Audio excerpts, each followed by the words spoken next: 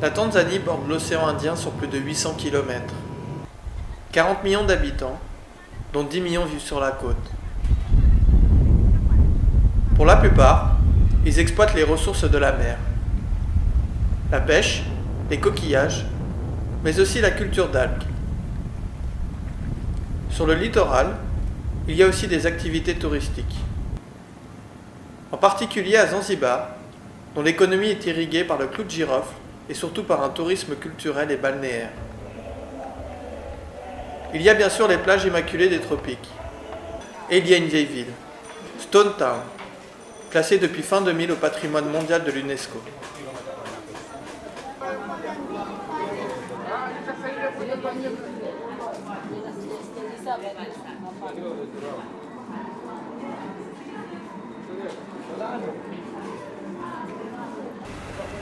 Chaque année, plus de 100 000 touristes s'y perdent. À 60 km de Zanzibar, Dar es Salaam est le poumon économique du pays. Et surtout, un port très actif, le principal port de commerce de l'Est africain.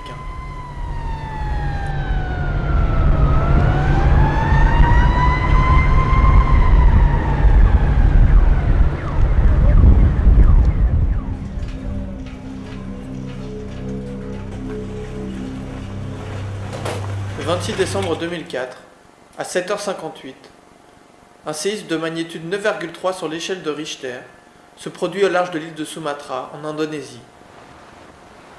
C'est le troisième plus gros séisme enregistré ces 100 dernières années. Sur plus de 1000 km de faille, le plancher océanique remonte brusquement, provoquant une déformation de la surface de l'eau. Les vagues se propagèrent dans tout l'océan Indien, engendrant plus de 240 000 victimes. Les effets se firent sentir sur les côtes basses de la Tanzanie 8 heures après le séisme, à plus de 6000 km de l'épicentre. Je pense que le premier courant, puisqu'en fait le tsunami s'est manifesté d'abord par des courants, en tout cas c'est ce qui a été visible pour nous, les effets visibles du tsunami étaient un courant anormal et très très fort qui venait de la mer vers la terre. D'abord, les courants de marée ne sont jamais supérieurs à 1,5 nœud en général à cet endroit-là. J'estimerais que le courant à ce moment-là était de 2-3 nœuds, donc 6 km/h, 5-6 km/h. Alors ce qui s'est passé, c'est qu'une des filles qui n'appréciait pas la vitesse du courant et qui se trouvait à bord du bateau, puisque encore une fois, un courant comme ça n'est jamais arrivé en Tanzanie, donc ce n'est pas quelque chose que l'on appréhendait. Donc il n'y a pas eu de consigne particulière donnée aux enfants du genre ne nagez pas parce que c'est dangereux ou ne venez pas à terre. Donc une des enfants âgée de 7 ans a pris la décision de nous rejoindre à terre, donc elle a sauté dans l'eau et là elle s'est prise tellement fort dans le courant, elle s'est accrochée à une ancre d'un autre bateau sur le chemin. Donc elle a eu très très peur, elle a crié et mon fils qui avait le même âge à ce moment-là, 7-8 ans, il a également sauté pour l'aider et lui, à ce moment-là le courant était encore plus fort et ne pouvait même pas atteindre l'ancre du deuxième bateau. Donc lui, il s'est retrouvé à la dérive très très loin et ça a provoqué une panique générale. Ma femme qui était à bord a appelé à l'aide des gens de la plage et ensemble avec notamment des amis, Étienne, des amis français, certains se sont jetés à l'eau. Ils ont constaté que le courant était trop fort pour secourir le petit, qui lui dérivait très fort. La fille était plus ou moins proche, donc ça allait. Mais mon fils lui dérivait beaucoup plus rapidement, donc il est revenu tout de suite à terre. Le petit a continué de dériver, mais heureusement dans le sens de la plage. Donc ce que nous avons fait, c'est qu'on a suivi, nous avons marché, même couru sur la plage pour réduire la distance entre lui et la plage et constituer une chaîne finalement, quasiment une chaîne humaine, où au bout on a mis le plus téméraire des copains et qui a réussi à attraper Simon qui à ce moment-là n'était qu'à peu près 10 mètres de la plage. Mais c'était probablement le seul moyen de secourir Simon. Le gouvernement, après la décision d'interdire les plages pendant quelques temps,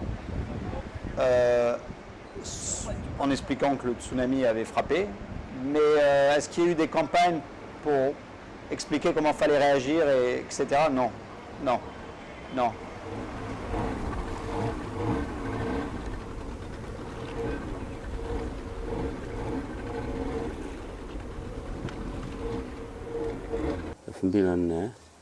elfu mbili na nne mtoto wangu alikuwa akisoma Dodoma.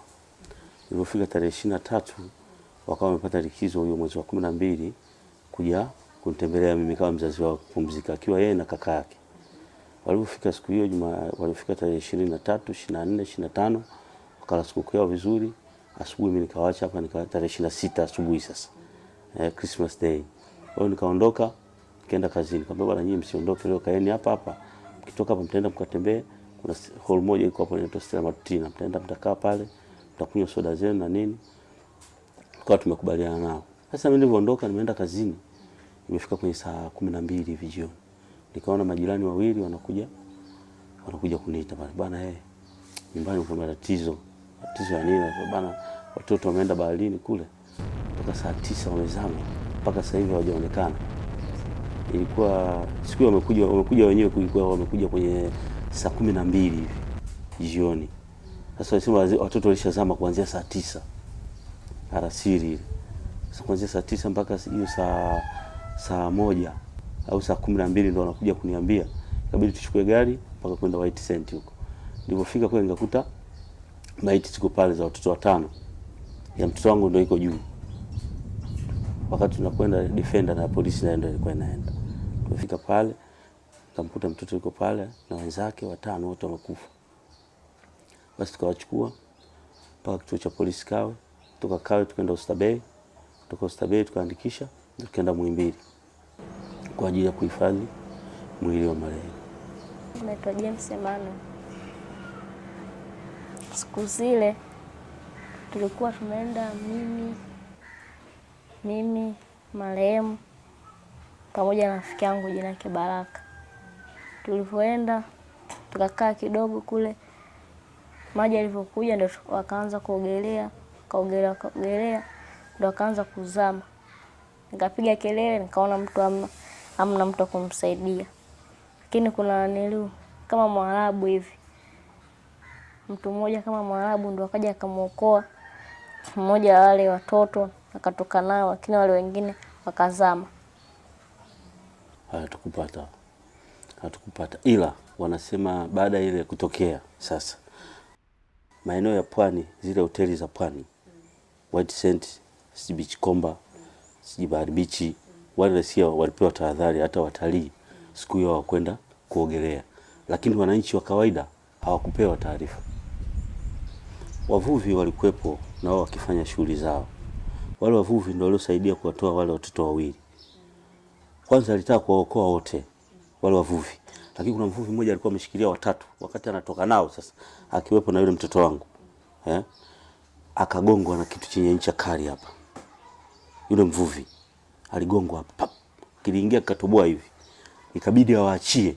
Kilipotoboa hivi kikawa kinamvuta na yeye. Ikabidi aachie. Akawaachia wale watoto, akawaachia watoto ndio akazama moja kwa moja. Lakini alikuwa anatoka nao. Ile hali ilikuwa ya kawaida kwa sababu hata wavuvi walikuwa wanaendelea kufanya shughuli zao pale beach. Cha kwanza msaada kwanza tulipata na watu wa Kilimanjaro. Kilimanjaro hoteli pale walitupa 75. Alafu ya pili ni Red Cross ambao ni mlitupa daktari 5.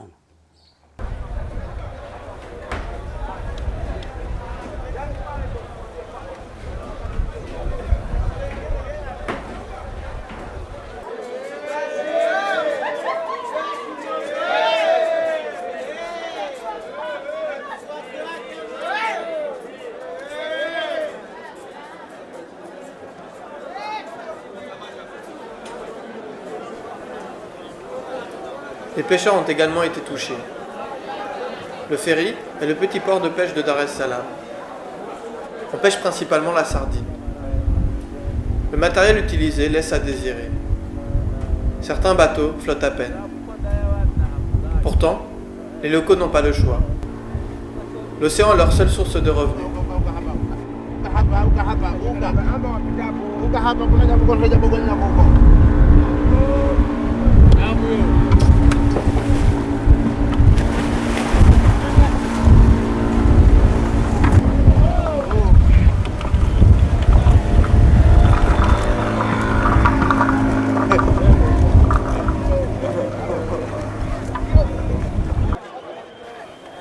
Le jour du tsunami, les pêcheurs qui étaient restés au port ont observé des courants et des marées inhabituels.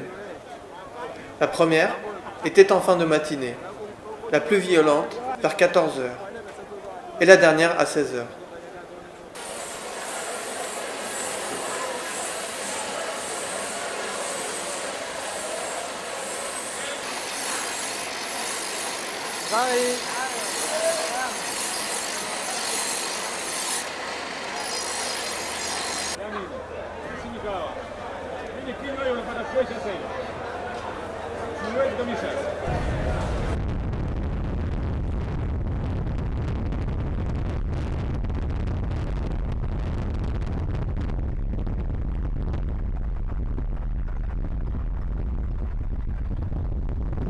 We had empty High Spirit.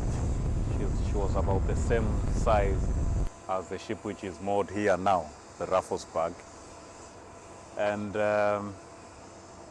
during the tsunami, we had strong currents running, flooding from outside the harbor, coming in, up into the creek and to the small river.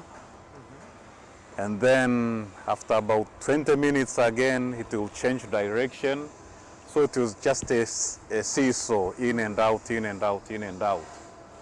And the force of that, of the current, the ship was ranging on its moorings, and of course it got outside the safety envelope of the loading arm. You see the farthest Chickson on that side, that was what was being used to discharge. And of course the safety mechanism was activated. It broke from the Chickson. And as the currents were running up and down, all the mooring lines parted. So the ship broke loose. She started drifting out, down, up the creek towards the shallow end, and she started. She sat on the submarine pipeline. As you can see, it's emerging outside there. Yeah. So as she sat on it, she was being forced up the creek, and of course she twisted the line. So we had a bit of spill, but because of the churning of the water, etc., and it being light crude mixed with gas oil and naphtha and condensate, I think there wasn't much environmental damage. It all evaporated. The damage to the jetty here, I understand it was in the region of $60,000. Yes.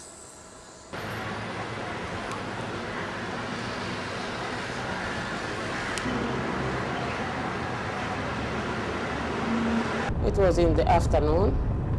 I was at home resting. I had a strong smell. It was the oil spill at the Dar es Salaam Harbor. And I went out. What's going on? Then I had an alarm from the harbor. When I went back in the house, I watched the TV. Then I heard the news that the tsunami has struck Dar es Salaam. And following on that, I came to learn that unfortunately we lost 10 children. They were under 15, 10 of them. They were swimming along Msasani Beach. So that was about that tsunami. It was the first time I heard of it. And 3 more fishermen were reported. They lost life along close to Rufiji Delta. Yeah. So in total we had 13 casualties. The main objective of disaster management department, I would say, is to build the country's resilience to disasters, to make sure that we have enough capacity to respond to disasters. And the most common disaster in Tanzania is drought. We have floods. We have also epidemics and some strong winds occasionally. and some tremors. And currently, I think there is you have heard of the Oronyo Lengai volcano is threatening. Yeah, those are the main disasters we have. And accidents too, fire also, yeah. After the tsunami of 2004, we have trained the coastline communities, the fishermen. They have been trained on what is a tsunami and how to respond when it happens. Also, the Tanzania Meteorological Agency. This is a place where all the operations of weather forecasting, data analysis is being done, and this office operates 24 hours, 7 days a week. And basically what we are doing here is collecting all the meteorological information from our outer stations. We call them observatories. We have about 26 observatories around the country, and basically we get the information through three different systems. One is this transmitter rating system, and the other one is just through the normal email system. And also we get them through, there is a satellite phone which also can receive SMS regarding a tsunami if it happens over the Indian Ocean. This one is part of measures that were taken after the 2004 tsunami. So before that we had other systems, but the only means of getting those information, a tsunami was not included in the transmission system. So the tsunamis that came, or tsunami alerts which came after 2004, that's 2005, 2007, they were able to be communicated timely to this office. And we sent also acknowledgement of receiving the messages to the Japanese Meteorological Agency, which currently is the one which is like a focal point in disseminating this information. So when we receive those information, we do some analysis to determine if there is any need for us to issue either an advisory or a warning or an evacuation. So we'll communicate with the disaster management people, and from there they will decide whether people are going to be evacuated or not. Yeah. So we just provide the input to the disaster management committee. Au niveau de la prévention, il n'y a pas eu d'aménagement spécifique des côtes en ce qui concerne les risques de tsunami.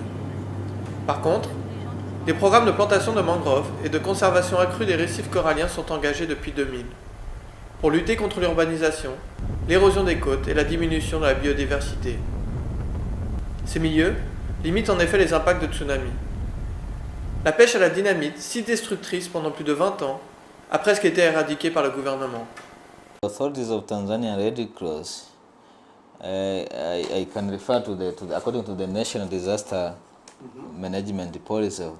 Tanzania Red Cross is mandated by an act of parliament to play specific voluntary humanitarian roles in disasters and emergencies as an auxiliary to the public authorities.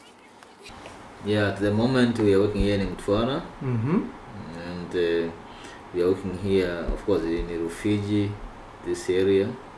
No, sorry, this is the Lindi. Sorry, Rufiji is here, this area. Yeah. Where we are working in Dar es Salaam, of course, some part of Dar es Salaam coast, but also in Tanga, and also in Pemba, and the Zanzibar. Okay. Tanga, we are collaborating with the German Red Cross. Okay. Yeah. What about Zanzibar? Zanzibar also is the German Red Cross. What about Rufiji? Yeah, refugees this was the UN OCHA program, but before that, of course, we did something with the American Red Cross. Yeah, and Mtwara is the French Red Cross. Yeah, of course, from Mtwara we are thinking if the French Red Cross will continue supporting, we plan to extend up to Lindi. Les premiers délégués Croix-Rouge français sont arrivés dans le pays en 2006, septembre 2006.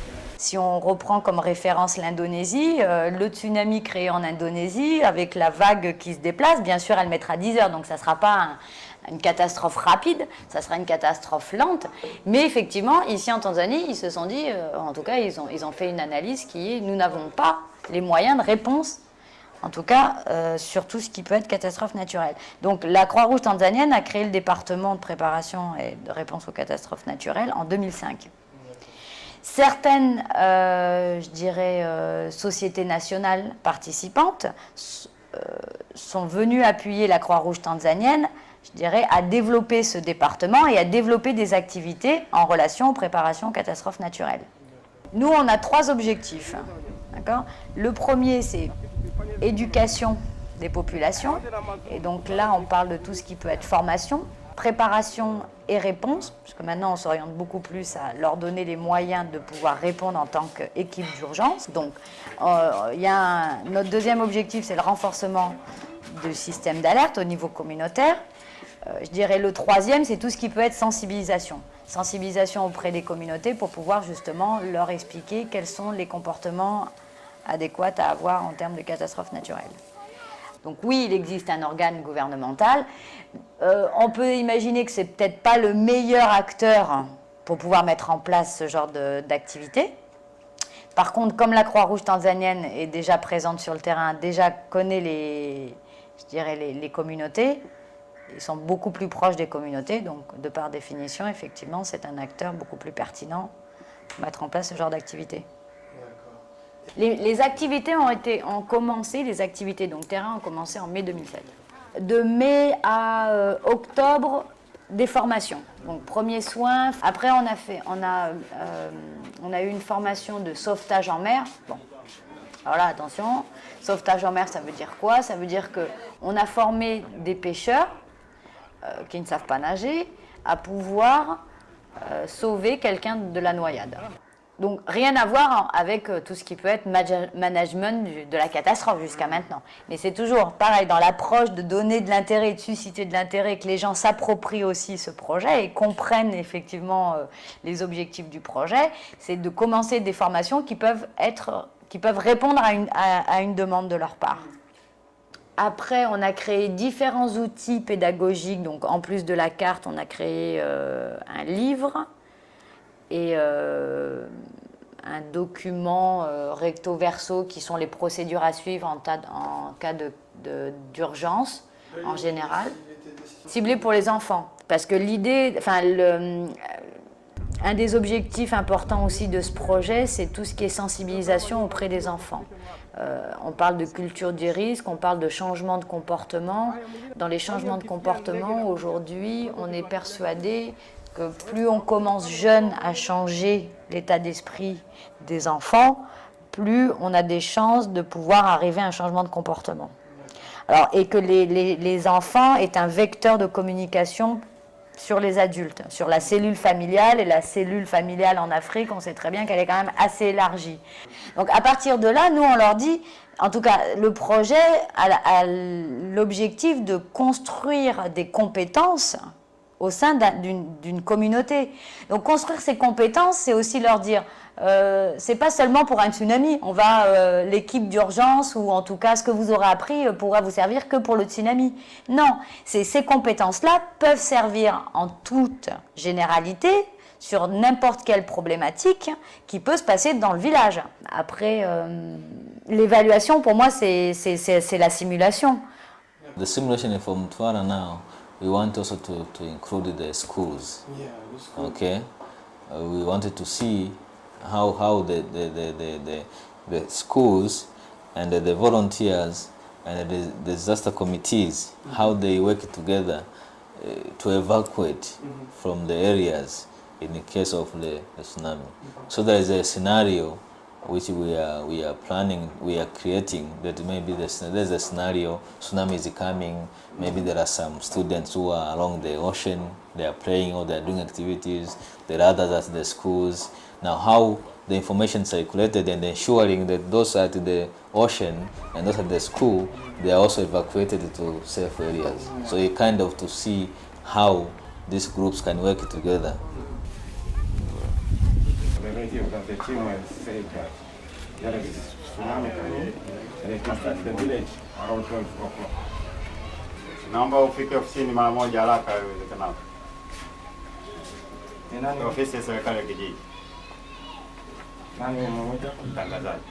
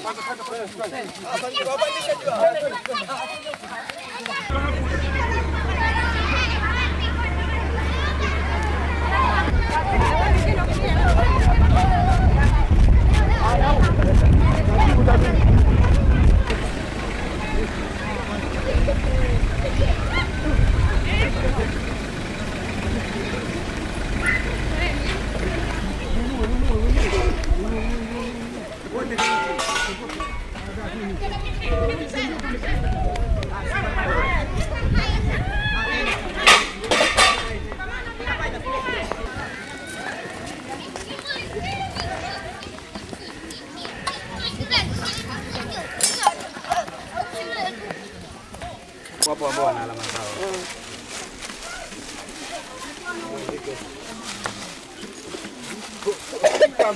Mwingine mguu.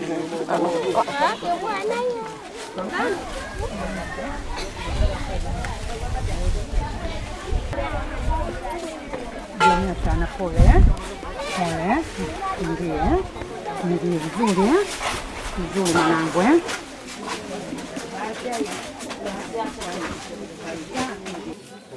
Sijakuelewa vizuri, unasema kwamba kuanzia masaa matatu. Ndio, ninakuelewa.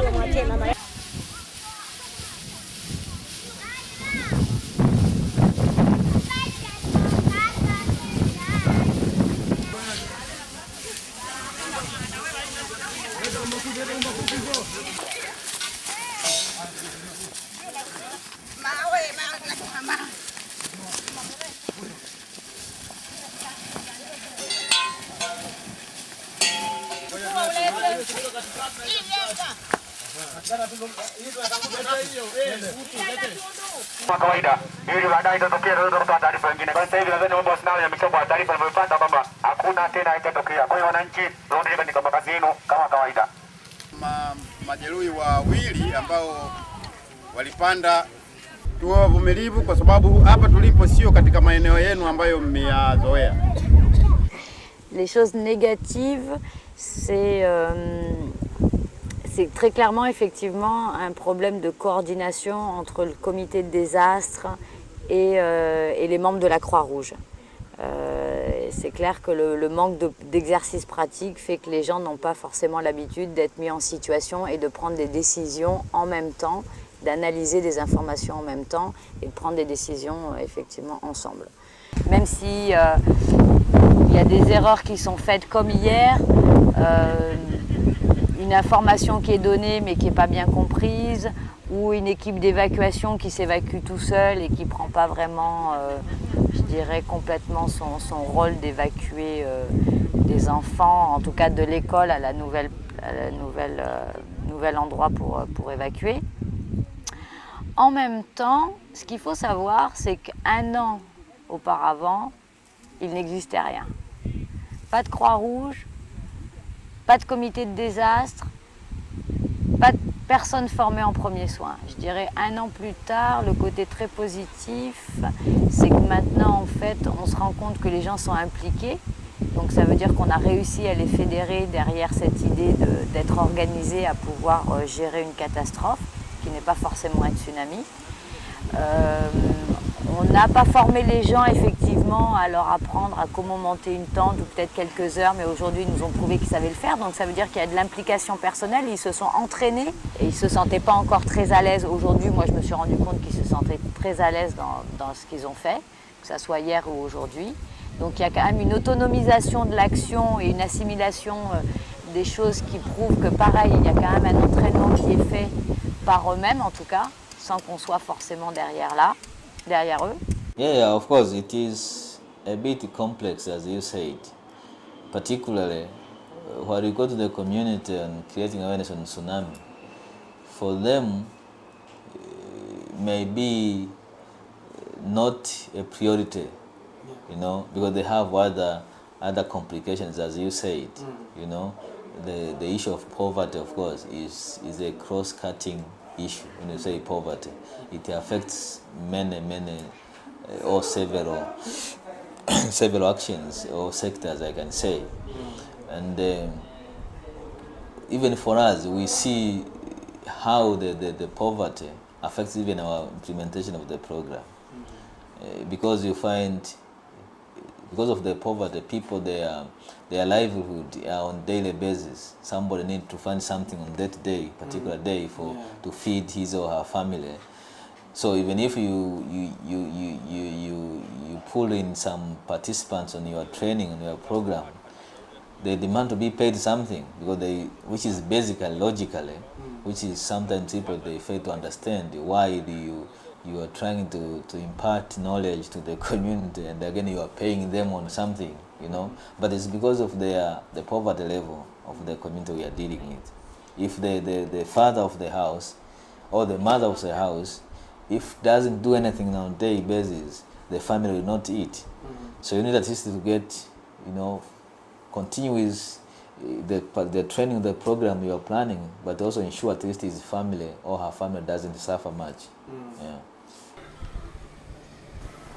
La Tanzanie est l'un des 15 pays les plus pauvres du monde.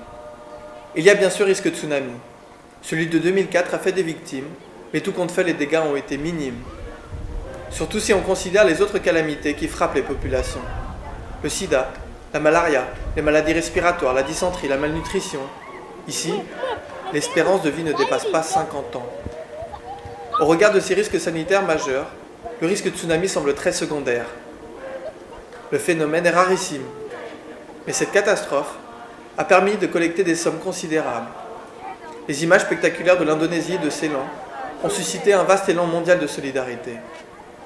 L'argent récolté permet aux organisations de développer leur action en ce qui concerne la réduction des risques de tsunami et des autres risques naturels. C'est ce que fait la Croix-Rouge, la prévention par l'éducation et l'organisation des populations. Ces actions auront des effets bénéfiques sur l'état de santé général. Cet impact demande à être évalué. Il reste que si le tsunami de Noël 2004 a eu peu d'effets, on ne saurait oublier que l'onde est arrivée sur les côtes plates de la Tanzanie à l'heure de la marée basse. Elle n'a provoqué que de violents courants et une dizaine de victimes. Qu'en aurait-il été à marée haute? On n'ose pas imaginer le scénario catastrophe.